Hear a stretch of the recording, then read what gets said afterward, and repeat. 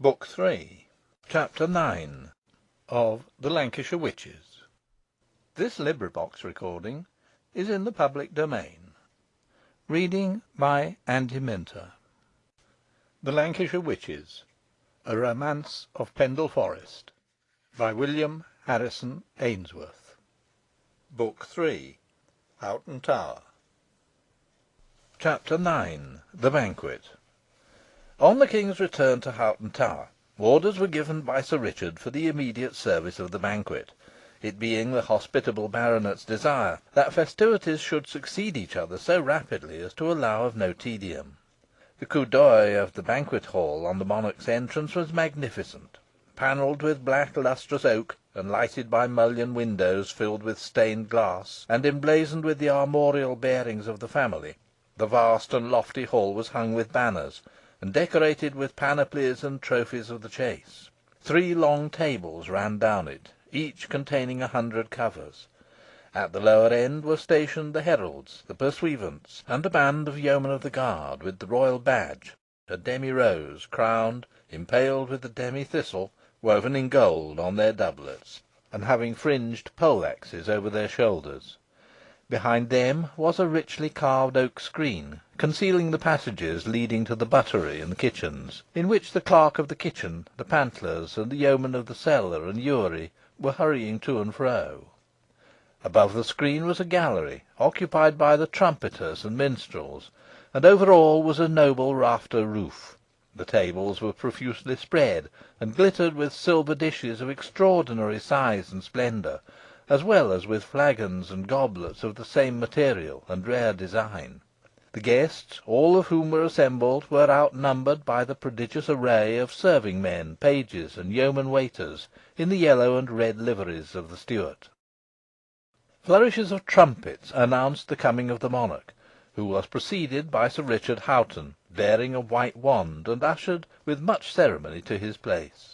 At the upper end of the hall was a raised floor, and on either side of it an oriel window, glowing with painted glass. On this dais the king's table was placed, underneath a canopy of state embroidered with the royal arms, and bearing James's kindly motto, Beatae Pacificae. Seats were reserved at it for the Duke of Buckingham and Richmond, the Earls of Pembroke and Nottingham, the Lords Howard of Effingham and Grey of Groby, Sir Gilbert Houghton, and the Bishop of Chester. These constituted the favoured guests.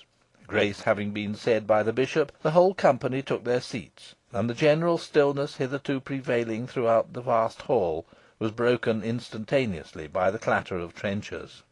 A famous feast it was, and worthy of commemoration. Masters Morris and Miller, the 2 cooks who contrived it, as well as the labourers for the ranges, for the pastries, for the boiled meats, for the pullets, performed their respective parts to admiration. The result was all that could be desired. The fare was solid and substantial, consisting of dishes which could be cut and come to again. Among the roast meats were chines of beef, haunches of venison, gigots of mutton, fatted geese, capons, turkeys, and sucking pigs.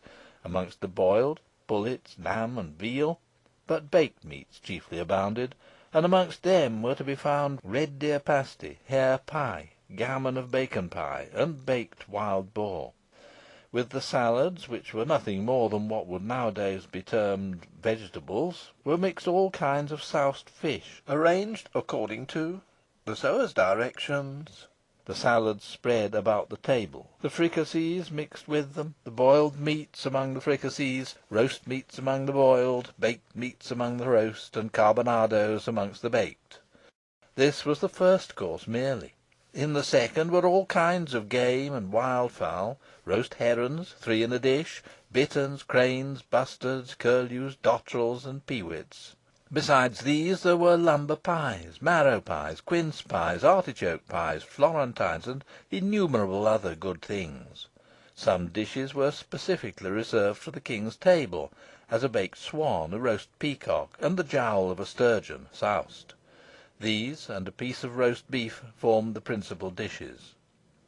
The attendants at the royal table comprised such gentlemen as wore Sir Richard Houghton's liveries, and among these, of course, were Nicholas Assheton and Sherborne. On seeing the former, the king immediately inquired about his deliverer, and on hearing he was at the lower tables, desired he might be sent for; and as Richard soon afterwards appeared, having on his return from the chase changed his sombre apparel for gayer attire, James smiled graciously upon him, and more than once, as a mark of special favour, took the wine cup from his hands. The king did ample justice to the good things before him, and especially to the beef, which he found so excellent that the carver had to help him for the second time. Sir Richard Hoghton ventured to express his gratification that his Majesty found the meat good. "Indeed, it is generally admitted," he said, "that our Lancashire beef is well fed and well flavoured." "Weel flavoured!" exclaimed James, as he swallowed the last juicy morsel. "It is delicious. Finer beef nae man ever put teeth into, and I only wish all my loving subjects had as good a dinner as I hae this day eaten. What joint do you call it, Sir Richard?" he asked, with eyes evidently twinkling with a premeditated jest. "This dish," replied the host, somewhat surprised, "this, sire, is a loin of beef." "A loin!" exclaimed James, taking the carving knife from the sewer, who stood by. "By my faith, that is not title honourable enough for joint so worthy. It wants a dignity, and it shall hae it. Henceforth," he added, touching the meat with the flat of the long blade, as if placing the sword on the back of a knight expectant, "henceforth it shall be sirloin, and see ye call it sae. Give me a cup of wine, Master Richard Assheton." All the nobles at the table laughed loudly at the monarch's jest, and as it was soon passed down to those at the lower table, the hall resounded with laughter, in which page and attendant of every degree joined, to the great satisfaction of the good-natured originator of the merriment. Note.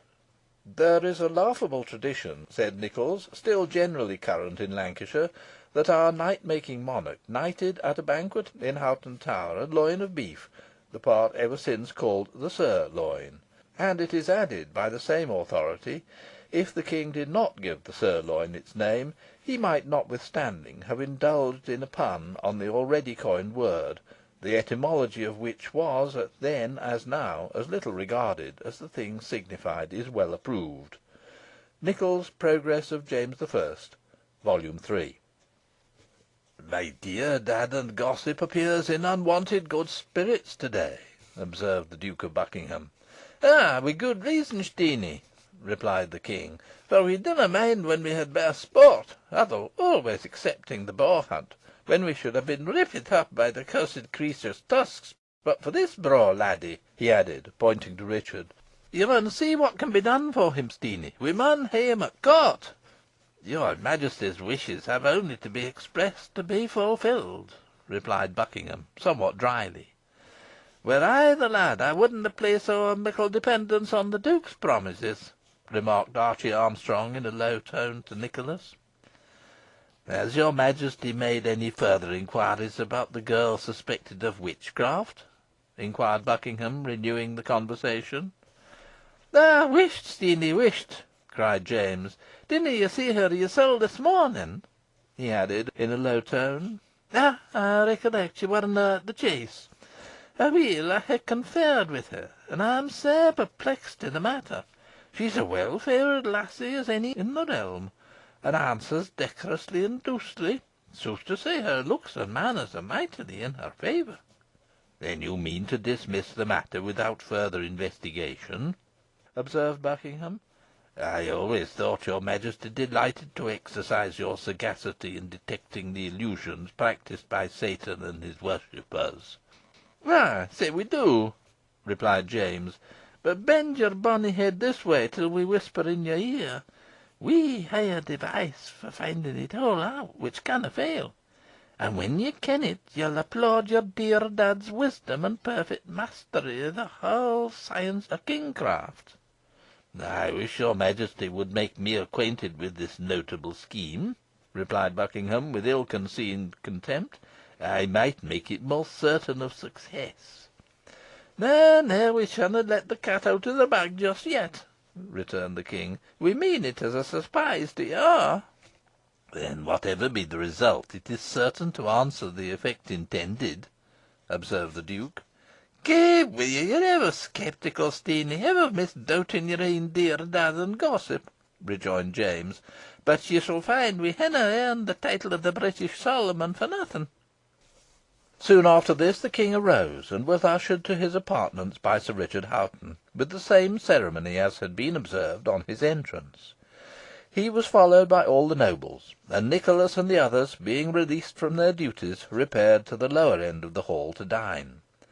The revel was now sufficiently boisterous, for, as the dames had departed at the same time as the monarch, all restraint was cast aside, the wine cup flowed freely, and the rafters rang with laughter. Under ordinary circumstances, Richard would have shrunk from such a scene, but he now had a part to play, and therefore essayed to laugh at each jest, and to appear as reckless as his neighbours. He was glad, however, when the signal for general dispersion was given, for though Sir Richard Hoghton was unwilling to stint his guests, he was fearful, if they sat too long over their wine, some disturbances might ensue, and indeed, when the revellers came forth and dispersed within the base court, their flushed cheeks, loud voices, and unsteady gait, showed that their potations had already been deep enough. Meanwhile, quite as much mirth was taking place out of doors as had occurred within the banqueting hall. As soon as the King sat down to dinner, according to promise, the gates were thrown open, and the crowd outside admitted. The huge roast was then taken down, carved, and distributed among them, the only difficulty experienced being in regard to trenchers, and various and extraordinary were the contrivances resorted to supply the deficiency. This circumstance, however, served to heighten the fun, and as several casks of stout ale were broached at the same time, universal hilarity prevailed. Still, in the midst of so vast a concourse, many component parts, of which had now begun to experience the effects of the potent liquor, some little manifestation of disorder might naturally be expected, but all such was speedily quelled by the yeomen of the guard, and other officials appointed for the purpose, and amidst the uproar and confusion, harmony generally prevailed. While elbowing his way through the crowd, Nicholas felt his sleeve plucked, and turning, perceived Nance Redferne, who signed him to follow her, and there was something in her manner that left him no alternative but compliance. Nance passed on rapidly, and entered the doorway of a building where it might be supposed they would be free from interruption. "What do you want with me, Nance?"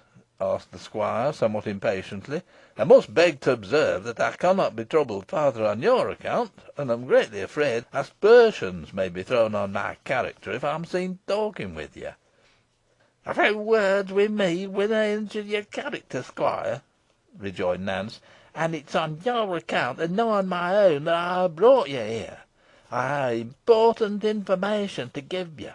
What will you say when I tell you that Jem Device, Elizabeth Device, and her daughter Jennet are here, breeding mischief again you, Richard Assheton, and Alizon?" "The devil!" ejaculated Nicholas. "And you'll find it the devil, I can promise you, unless their plans be frustrated," said Nance. "That can easily be done," replied Nicholas. "I'll cause them to be arrested at once."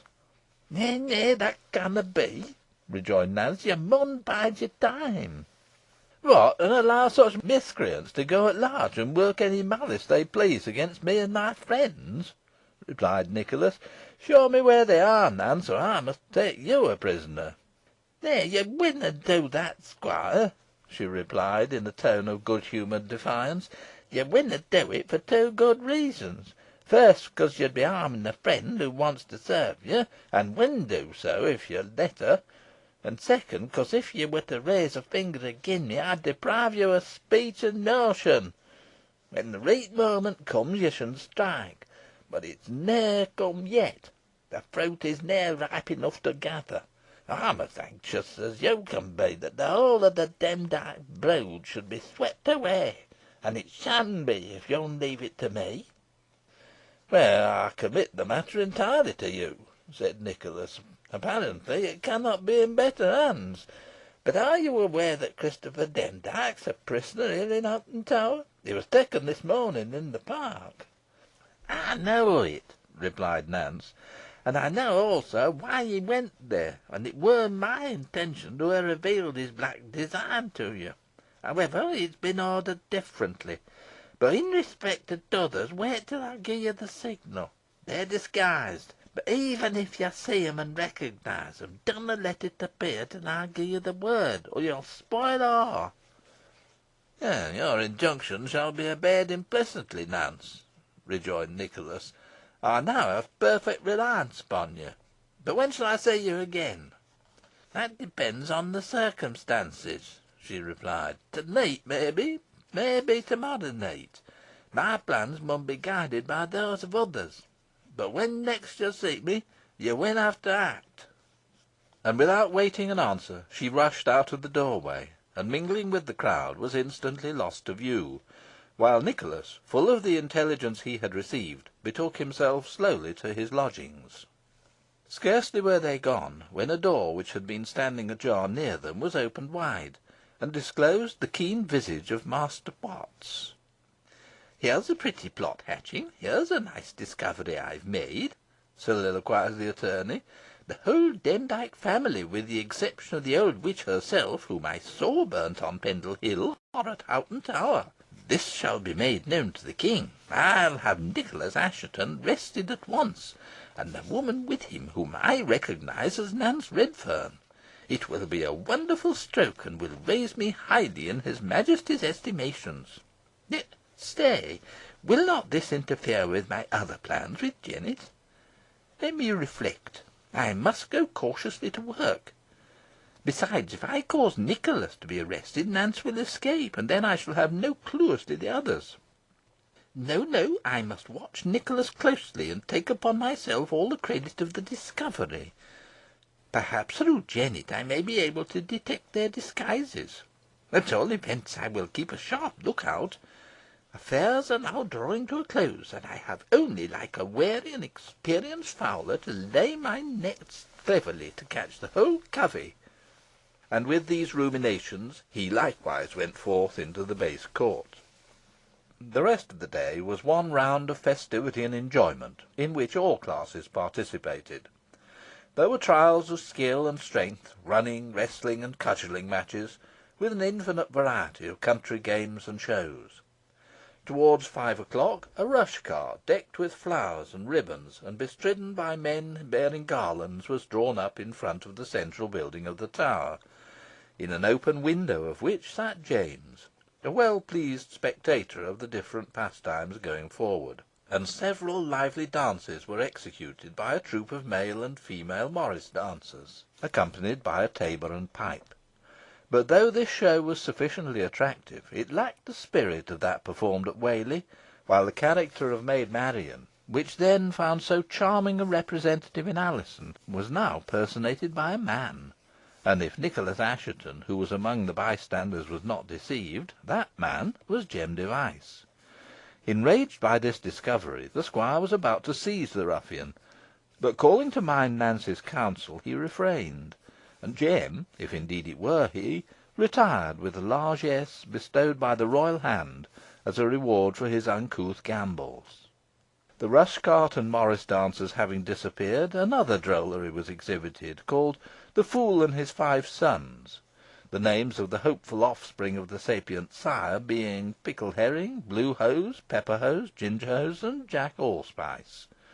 The humour of this piece, though not particularly refined, seemed to be appreciated by the audience generally, as well as by the monarch, who laughed heartily at its coarse buffoonery. Next followed the plough and sword dance, the principal actors being a number of grotesque figures armed with swords, some of whom were yoked to a plough, on which sat a piper, playing lustily while dragged along. The plough was guided by a man clothed in a bearskin, with a fur cap on his head, and a long tail like that of a lion dangling behind him. In this hirsute personage, who was intended to represent the wood demon Hobthurst, Nicholas again detected Jem Device, and again was strongly tempted to disobey Nance's instructions and denounce him, the rather that he recognised in an attendant female, in a fantastic dress, the ruffian's mother, Elizabeth. But he once more desisted. As soon as the mummers arrived in front of the king, the dance began.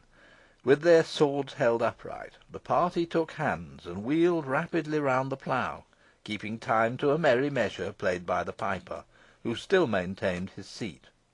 Suddenly the ring was enlarged to double its former size, each man extending his sword to his neighbour, who took hold of the point, after which a hexagonal figure was formed, all the blades being brought together. The swords were then quickly withdrawn, flashing like sunbeams, and a four-square figure was presented, the dancers vaulting actively over each other's heads.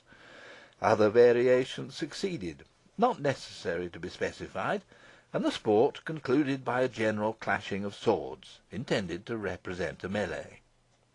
Meanwhile, Nicholas had been joined by Richard Assheton, and the latter was not long in detecting the two devices through their disguises. On making this discovery, he mentioned it to the squire, and was surprised to find him already aware of the circumstance, and not less astonished when he was advised to let them alone, the squire adding that he was unable at that time to give his reasons for such counsel, but being good and conclusive, Richard would be satisfied of their propriety hereafter. The young man, however, thought otherwise, and, notwithstanding his relative's attempt to dissuade him, announced his intention of causing the parties to be arrested at once, and with this design he went in search of an officer of the guard, that the capture might be effected without disturbance. But the throng was so close round the dance that he could not pierce it, and being compelled to return and take another course, he got nearer to the mazy ring, and was unceremoniously pushed aside by the mummers. At this moment both his arms were forcibly grasped, and a deep voice on the right whispered in his ear, "Meddle not wi' us, and we will not meddle wi' you." while similar counsel was given him in other equally menacing tones, though in a different key, on his left. Richard would have shaken off his assailants and seized them in his turn, but power to do so was wanting to him.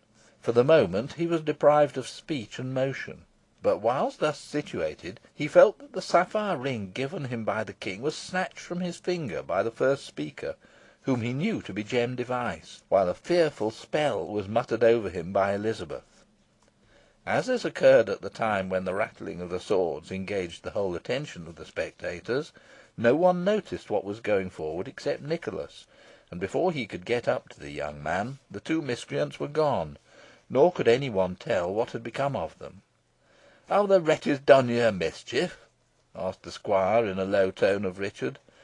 "They have stolen the king's ring, which I meant to use on Alizon's behalf," replied the young man, who by this time had recovered his speech. "That's unlucky, indeed," said Nicholas; "but we can defeat any ill design they may intend, by acquainting Sir John Finett with the circumstance." "Let them be," said a voice in his ear. "The time is not yet come." The squire did not look round, for he well knew that the caution proceeded from Nance Redferne, and accordingly he observed to Richard, "Tarry a while, and you will be amply avenged." And with this assurance the young man was fain to be content. Just then a trumpet was sounded, and a herald stationed on the summit of the broad flight of steps leading to the great hall proclaimed in a loud voice that a tilting match was about to take place between Archie Armstrong, jester to his most gracious Majesty, and Davy Droman, who filled the same honourable office to his Grace the Duke of Buckingham, and that a pair of gilt-heeled chopins would be the reward of the successful combatant. This announcement was received with cheers, and preparations were instantly made for the mock tourney. A large circle being formed by the yeomen of the guard, with an alley leading to it on either side, the two combatants, mounted on gaudy caparisoned hobby horses, rode into the ring. Both were armed to the teeth, each having a dish cover braced around him in lieu of a breastplate, a newly scoured brass porringer on his head, a large pewter platter instead of a buckler, and a spit with a bung on the point to prevent mischief, in place of a lance. The Duke's jester was an obese little fellow, and his appearance in this warlike gear was so eminently ridiculous that it provoked roars of laughter, while Archie was scarcely less ridiculous.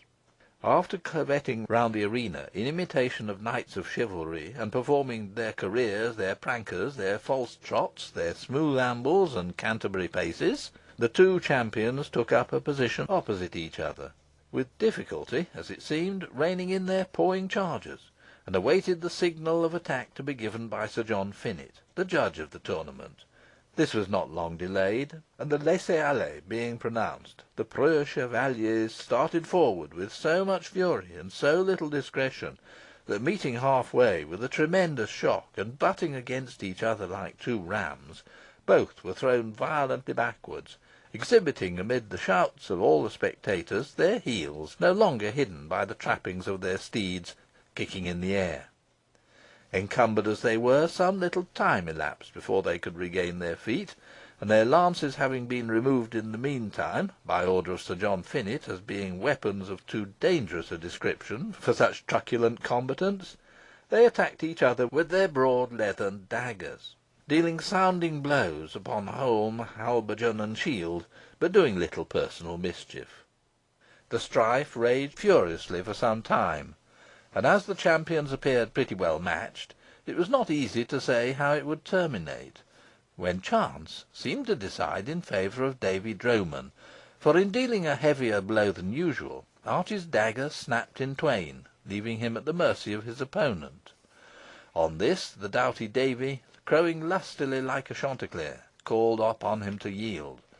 But Archie was so wroth at his misadventure, that instead of complying he sprang forward, and with the hilt of his broken weapon dealt his elated opponent a severe blow on the side of the head, not only knocking off the porringer, but stretching him on the ground beside it. The punishment he had received was enough for poor Davy. He made no attempt to rise, and Archie, crowing in his turn, trampling on the body of his prostrate foe, and then capering joyously around it, was declared the victor, and received the gilt chopines from the judge, amidst the laughter and acclamations of the beholders. With this the public sports concluded, and as evening was drawing on apace, such of the guests as were not invited to pass the night within the tower took their departure, while shortly afterwards, supper being served in the banqueting hall, on a scale of profusion and magnificence quite equal to the earlier repast, the king and the whole of his train sat down to it. Chapter 9.